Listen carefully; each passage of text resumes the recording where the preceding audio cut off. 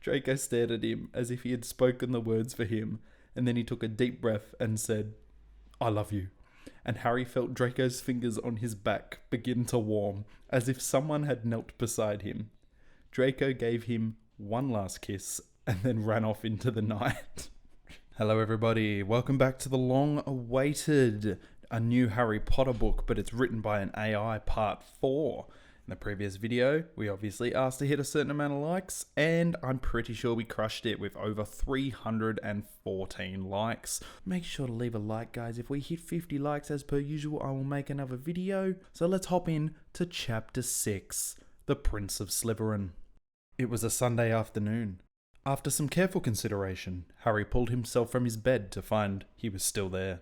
He then turned around to see that Snape was still in front of him in his robes, dressed in black. The only thing he had on at this point was an old black robe that he hadn't washed for the past few days, which was a bit of a shame to say the least, since it was only the day before Draco's trial. As soon as Harry walked up to Snape and turned around, Snape was gone as well, with no explanation of how this happened. Harry decided to change into his robes, and then head over to Draco's place. At the entrance to Malfoy Manor, however, he stopped, just as he had done many times before, to watch the crowd outside the front door, which seemed to be going crazy, and to hear the faint voice of a woman who would later be named Hermione Granger, talking with tears in her eyes about how she would never give up on Harry or the twins. Harry wondered for a moment if the crowd that was outside Draco's place were the ones who were chanting, but a group of Aurors appeared, led by one of the twins, and they led Draco away into the crowd with a stern look and loud words. Draco stared at Harry in shock, and Harry knew exactly what this was. The Ministry of Magic was planning to kill Draco for treason. It was too early. Why couldn't someone tell him this before it happened? What a crazy, horrible day. Suddenly the thought came to Harry, and he felt anger.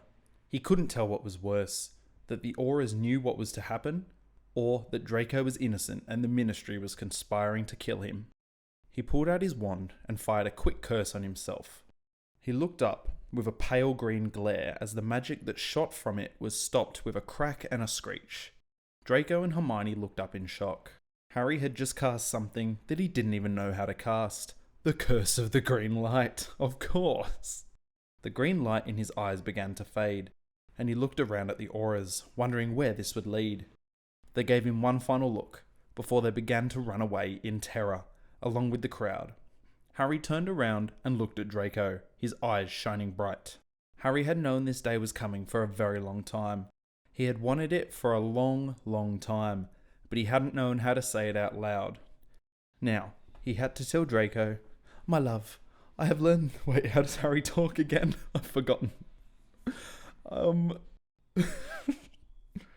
It's just Harry. I'm not a wizard, I'm just Harry.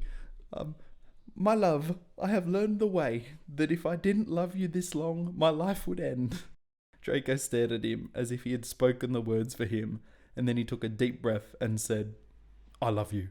And Harry felt Draco's fingers on his back begin to warm, as if someone had knelt beside him. Draco gave him one last kiss and then ran off into the night.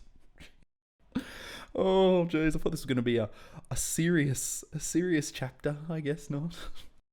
And with that, Harry sealed the magical bond of love between him and Draco Malfoy.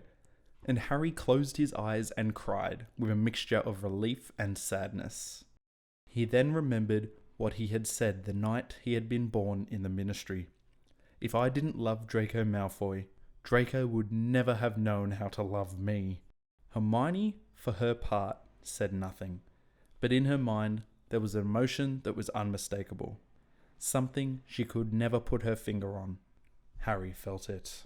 And then Harry had a horrible idea. He started laughing. It was as if laughter came in waves, and suddenly the pain in his body stopped.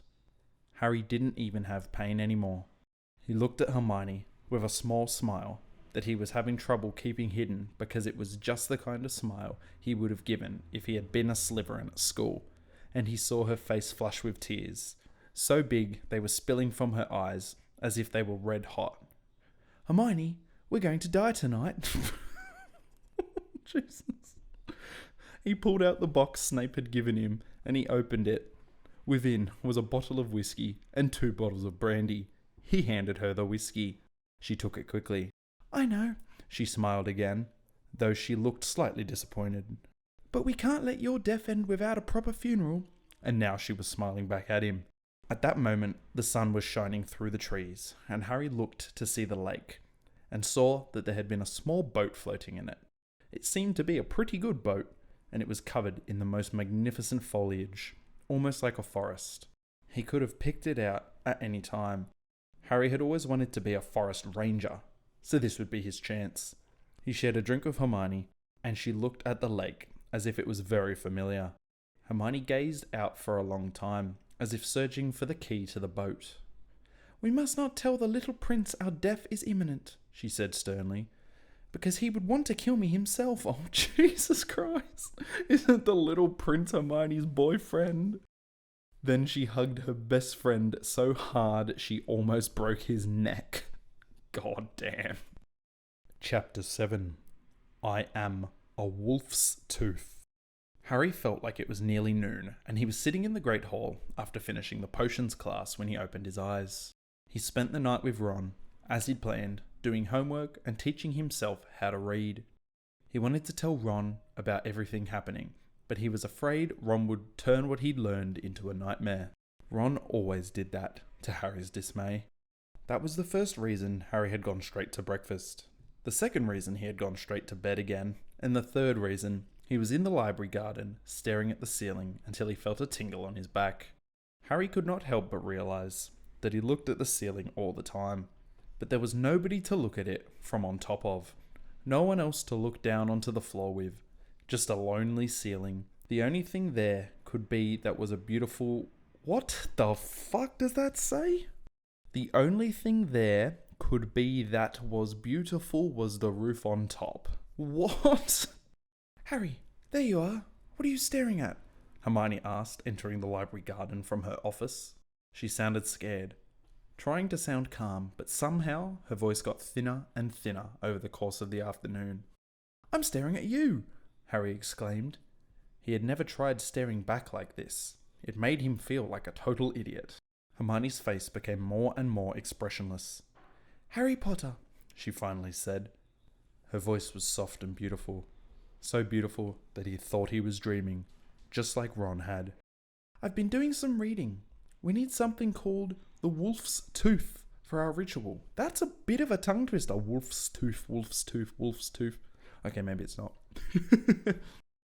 "And I think you need to ask for the Patronus if we're going to be able to perform the ritual and save Draco," Harry yelled with pure joy and desperation as she continued on. Hermione shook her head furiously. "I've researched the term wolf's tooth a bit, and it seems to have gotten some publicity. I didn't take any pictures or anything, but if you were looking, I can answer any questions you might have."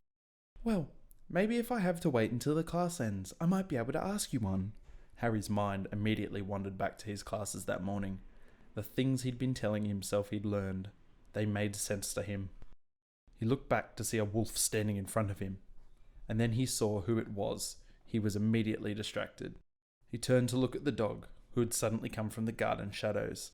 "Wow, how cute," he said in his voice, and then, after a moment, he realised what the dog was doing. This was a wolf in his life, Harry thought. The same wolf as Harry. The same wolf that he always assumed was the most beautiful one. Harry was also a wolf, and now he realised that it was not as if he was just a human. A wolf, he realised, was a person with a mind. Oh my goodness, what? Hermione's mind had turned red. Her expression turned very green. She turned back to look at the dog, who had come out of the shadow, then back at his eyes. "So," Harry said, and he suddenly turned away from her. "Do you think I could be the wolf's tooth?" "I've been dreaming about that," she said firmly. "But I don't think I'm dreaming. No. You could be the wolf's tooth. You could be Harry's tooth too." She looked around at him. "You could be your own son. You could be your father's too." She smiled and laughed. "Now come on, We have more than enough time to get started. Of course, who can't be their own son? It makes perfect sense. Harry stared at her for a moment, trying to form a word. Get started? I thought your boyfriend, the little prince, was going to be the one to do it. Harry looked up into her emerald green eyes. She laughed and patted him on the head. Yes, now you can be the one, Harry. We both can. Harry gave her a crooked smile, his nose twitching a little, and they both stared out at endless green. He realised she was right.